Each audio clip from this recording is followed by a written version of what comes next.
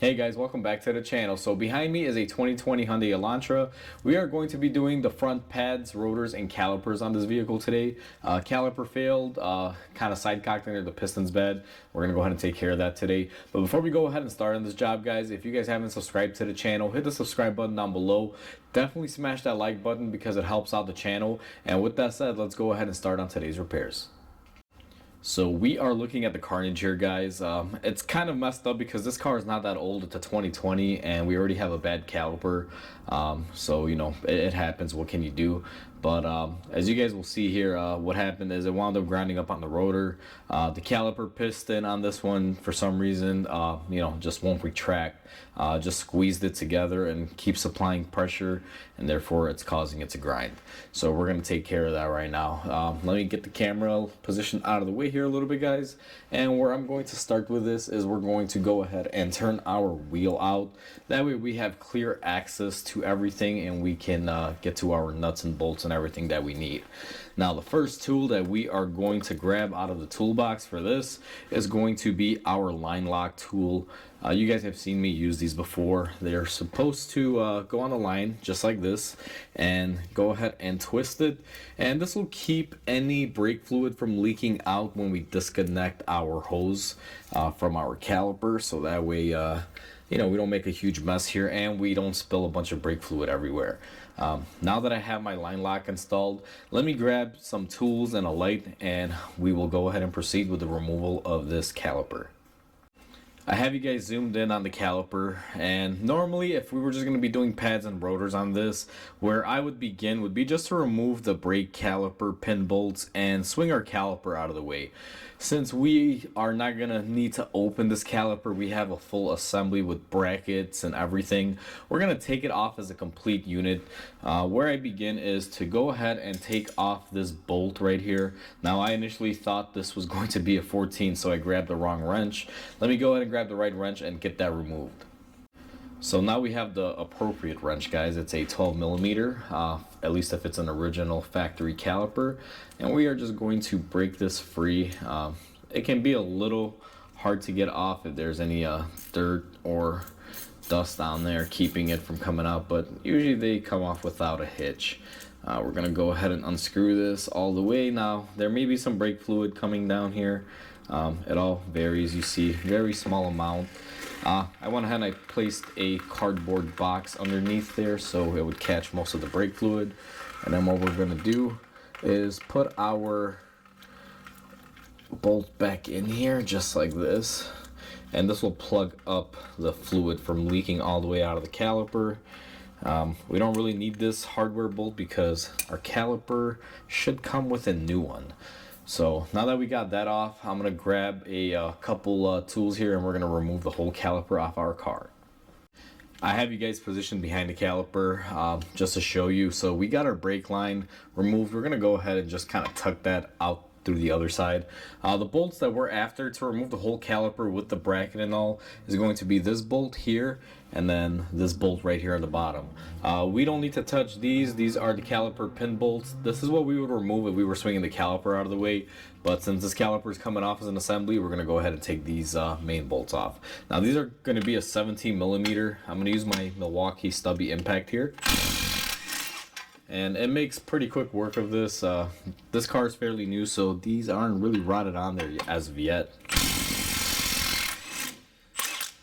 Now, one thing to be very careful, you'll see this caliper can fall off now at any time. The line's not going to hold it in or anything, so make sure as you're loosening those bolts, have a firm hand on your caliper at all times, and then go ahead and grab it, and we're just going to slide it out of there. Now, I'm going to take this to my oil drainer here and drain off any of the excess fluid, and now we're just left with the bare rotor in place. Let me take you guys back up front and show you how we get this rotor removed. Now that we got our caliper off, we need to remove our rotor. Now our rotor has these machine screws. They are a Phillips variety, so I'm going to take my impact tool that I use for this and we are going to remove them. The way this works is you put your tool on there and you just give it a hit and you should be able to unscrew it. Let me go ahead and get that one off of there, and then let's go ahead and do this one. And this car is fairly new, guys, so it doesn't take a lot of force to be able to get these off. but we're just gonna go ahead and unscrew them. Takes a little bit. These are actually a little bit longer than what they usually are. Usually they're a little bit shallower, but either way, it's not a problem. Go ahead and take those off. Now we are replacing the rotor. There's no need to really save this thing. So what I'm going to do is go ahead and just hit it up here on the face. It's already destroyed. If for whatever reason you were going to be saving the rotor, let's say you're taking these off to take them to a machine shop to get them ground out and resurfaced, or you have to put it on a resurfacing machine, you don't want to hit the face. What you're going to want to hit in between here, guys, in between the studs. Now, you got to be careful. Obviously, don't hit a stud, because then you'll have to be replacing studs on it. So you got to have really good accuracy. However, in this scenario, actually lucky, we're replacing it. It's already trashed out. So we're just going to hit it, take my hammer, and just hit it up here on the face. It's going to take 2 or 3 hits. And just like that, you guys can see it is basically loose. We're gonna go ahead and take it off and get it out of our way here, and put it to the side. Now that that's in our scrap pile, what you would want to do typically is clean off this hub surface flange area. This is actually really clean, guys. I may just run a little bit of a Scotch-Brite pad through here, but it's fairly clean. Now I know this area here looks like it's pretty dark and rusted, but it's actually just color transfer. Nothing is really sticking out. It's a really clean surface. If you take your rotor off and this is all rotted out, you're gonna have to clean it off. They make several tools to do so. I've covered it in a lot of other videos. I'm not gonna cover it on this one, but let me go ahead and take a Scotch-Brite pad to this, just clean it up a little bit, and I'll be right back with you guys. I went ahead and I cleaned off my surface here with a little bit of a Scotch-Brite pad. Again, didn't really need too much, guys. What I'm going to do next is go ahead and take our rotor, and we are going to look for these divots. Now you guys can see it has the cutouts, but there's these 2 extra unnecessary holes here, or that they kind of look out of place. What we're going to do is go ahead and line those up with the screw holes for the machine screws that we just took off to get our rotor removed. Now you don't have to install these. If you want, just chuck them in the trash. To be honest with you, some people have different opinions on it. Some say you need them, some say you don't. I will tell you right off the bat, guys, you can throw them away or not put them on. It is not going to matter, simply because when you have your wheel bolted up, the rotor will sit flat and flush on the hub. These aid in installation. That's why I like putting them back on there, not because they serve a purpose as far as the braking system. But it's really nice to have these installed, because when you put your brake pads and caliper in place and everything, your rotor is not side cocking on you and creating issues where it's pushing the pads out or not allowing the caliper to go on. Just something to be mindful of. So I like putting them back just for that reason alone. Plus, if they're not damaged, why not? If I took it off, I put it back. What I'm going to do next is clean off my rotor area. It looks like we got it a little bit dirty here with our paws and touching it. These rotors do come coated, so the main reason why they absorb a lot of dirt is because it's oily to begin with. So now it's nice and clean. We got both front and back surfaces cleaned up. Just take a rag and wipe them off. Have them nice and clean, guys. Don't want to get any grease on them or anything like that. But if they do get a little dirty from like dust and stuff, it's not really the end of the world. You got to remember, rotors live outside the car. They get wet, they get dirt on them. They're self-cleaning. We are at our bench here, guys. We have our new caliper that we just got. Now you can see this is a full assembly. It basically comes all together. What we're gonna have to do here is disassemble it and install our brackets and things that we need on there. So I'm gonna take my 14 millimeter, just like I always do here. Let's get this off here. It's actually kind of tight. They usually don't come this tight, but what I always do is I remove the lower bolt here from the pin. I don't really remove the upper pins, simply because it's just easier this way to swing them. It almost helps like an aid. And then what we're gonna do here, if we can get it, because this is a new caliper, we're gonna go ahead and take off our top pin from our bracket. Now this is already cleaned up. It's a brand new part. not much cleaning to do here, but what we're gonna do is take our new brackets here, new hardware. Your caliper should come with new hardware. If not, your brake pads should. If they don't, it just means that either someone took them out of the package or you bought the cheaper variety of whatever it is that you bought. What I'm going to do now is take some grease and we're going to go ahead and grease up our contact areas here on our bracket. The inside areas are all you really need to lubricate on these particular brakes, because it doesn't ride on the outside of the clip, which would be on this side. It's all contained within the center area. I just put some light grease on here. Now this grease is not regular grease, guys. It's a silicone based lube. It's ceramic. It's made for brakes, so be very mindful of it. Now, even though this is a new caliper and they should come pre-greased, I'm gonna go ahead and pull this pin off. And it's kind of difficult because everything is slimy on this. They oil these before they ship them out so they don't rust in the box, and that oil creates a little bit of havoc. Now I'm gonna wipe off any grease that they put on there from the rebuilding process wherever they remanufactured this, and I'm gonna go ahead and use our lube here that we have. It's all silicone based. Just wipe it off and then use the lube that we're using. Always use a silicone base or a ceramic style lube for brake jobs, guys, because this stuff is very high heat. Stuff I use is this creme lube stuff, and I think it has extreme conditions here. Let me see. It does over 2,500 degrees, so you can get your brakes really hot before you have an issue. Had a customer walk in, so I had to pause the video there for a second. We left off last by lubricating our pin here. Now that that is lubricated, what I'm going to do is take our caliper. Now again, guys, this is a new caliper. We're just going to wipe off the old grease that we have on this pin. Now while I have this on the bench, I'm going to take the initiative to just do this off the bench. We're going to lubricate the inside of these ear tangs right here. Any area that'll contact the brake pad, I like putting a little layer of grease on there. Don't go crazy. You don't need to put a bunch of grease all over the place, just enough to coat it, have a little bit of a surface barrier there.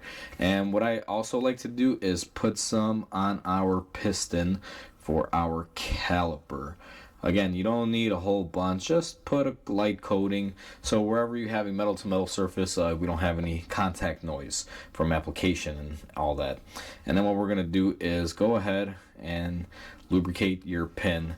Now be careful, you don't want to touch these areas and get any dirt and grime on them. Just get everything nice and lubricated. So now that everything is ready, what I'm going to do is go ahead and take our bracket, and I will see you guys back at the car because we are going to reinstall this and bolt it up. Back on the car here, we are going to take our freshly prepped bracket and we are going to be taking the hardware for it, guys, and we're just gonna slide it on in and start threading our hardware into our new bracket. Always hand thread. Never just take a power tool and assume that these are straight enough and that you're going to bolt it on. Now one thing with these Hyundais too, guys, if you have this little washer on there, make sure that it's on there. It's like a little self-locking washer tab.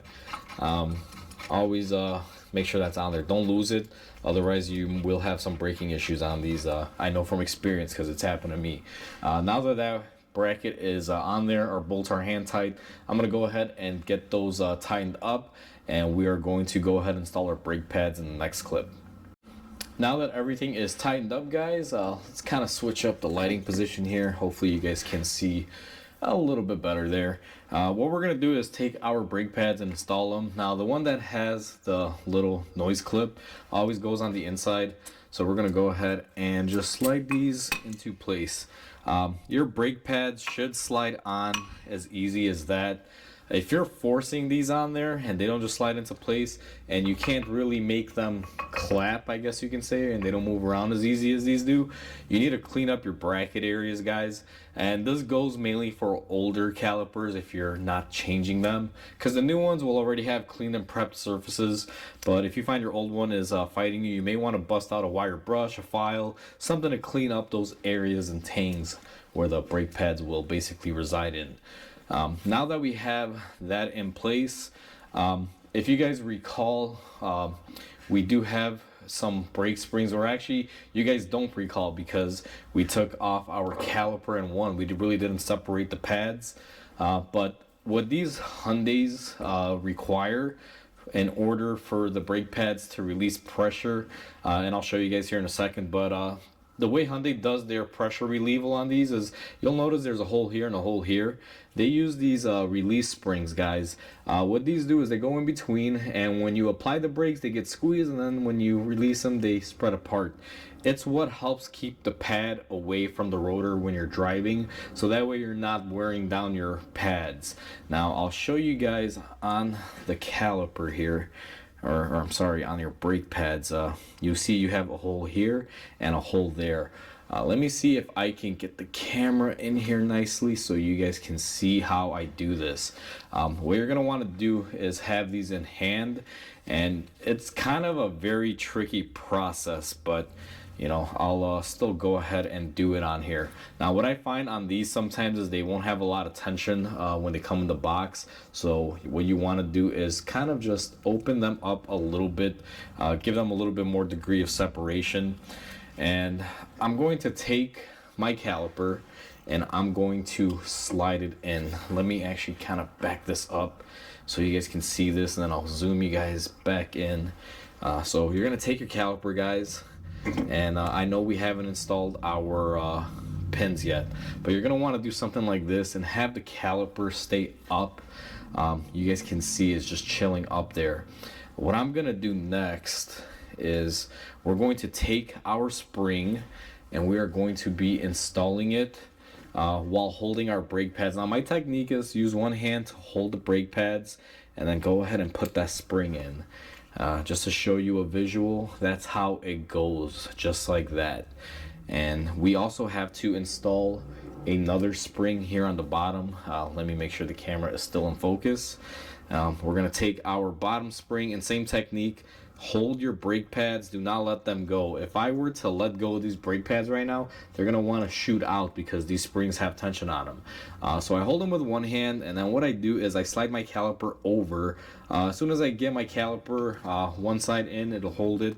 I go ahead and release my brake pads, get my hand out of there, and then what we're gonna do is go ahead and push that in, get our pin set up, and we are going to take our bolt here for our caliper pin and put that into place.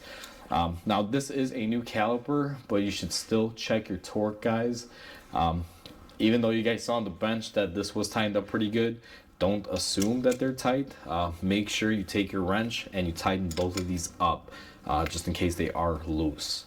So once we tighten this up and we get everything torqued, I'm actually gonna go ahead and torque them on.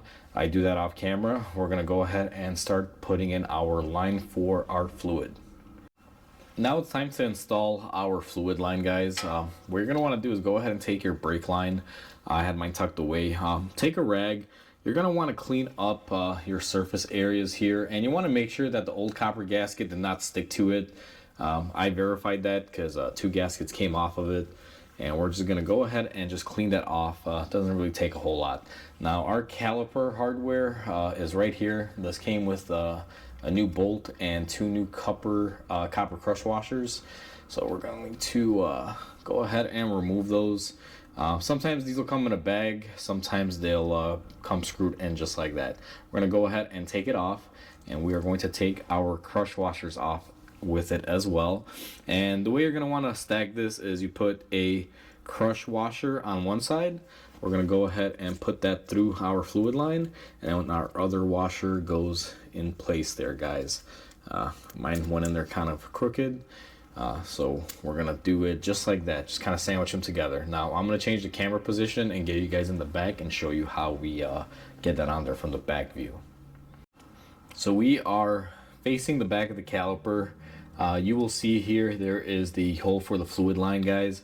Now sometimes they'll have a red plug or something in there. This particular caliper rebuilder doesn't do plugs because they had the bolt screwed in there.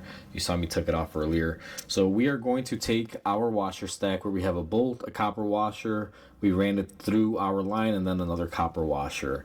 We have a locator tab on here that will correspond to this side of the tab on the caliper, guys. And let me just kind of get this into position here. The fluid line is a little rigid, and I do apologize, I'm blocking the camera here, but we're just gonna screw this in. And I like going on hand tight, guys, until I thread it in all the way. Now this was a 12 millimeter bolt when I took it off, and clearly right now it is a lot bigger, or a lot smaller I should say, not really bigger. So I do believe it's an 11. When you buy an aftermarket one, typically they're 11s, and that's what this one is. We're going to take our 1/4 inch ratchet. Now, there's never really a torque for these, at least if there is, I haven't found it, or if it is out there, I'm just too lazy to find it. All I've ever done on these is just hand tight with the 1/4 inch ratchet.